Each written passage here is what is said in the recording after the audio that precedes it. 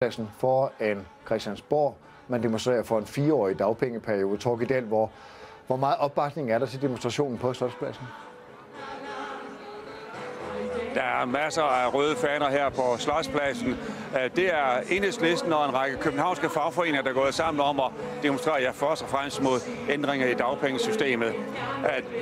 Det var en lille demonstration, der startede på Rådhuspladsen, men man må sige, at demonstrationens tur igennem København har samlet flere tusind deltagere her. Jeg står her sammen med Jesper Juhl Mikkelsen.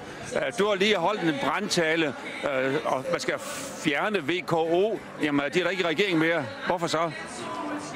Pointen med talen var, at vi skulle fjerne VKO's politik. VKO brugte 10 år på at gøre Danmark mere ulige. Og nu fortsætter den regering, vi alle sammen håbede på, vil forandre politikken. Og det her er det ikke sket. Den dagpengereform, de lige har vedtaget, fortsætter med at gøre Danmark mere ulige. Og det er derfor, vi demonstrerer i dag. Og det er derfor, vi håber, at flere og flere vil begynde at demonstrere. Men der har ikke været så mange her i dag. Altså, nu er der kommet nogle demonstranter, og nogle fra Enhedslisten og fagforeningerne. I formiddags var der sådan en happening her, hvor der var 179 stole, hvor man kunne få pap, champagne osv. Der kom 20 politikere. Det er ligesom om, I ikke kom ind for her på murene på Christiansborg. Nej, men pointen er sådan set heller ikke at råbe de der politikere derinde op, fordi de har jo vist, at de ikke lytter. Pointen er, at vi samles her for at begynde at skabe modstand. Vi bliver nødt til at se til Sydeuropa, for i Sydeuropa, der er krisen længere fremskreden, end den er her. Men det er de samme ting, vi står overfor. Og i Sydeuropa er man gået til modstand. Det kommer vi også til at skulle gøre her. Du er medlem af Enhedslisten, men Enhedslisten er jo medansvarlig for, at vi har en regering, som du kritiserer voldsomt.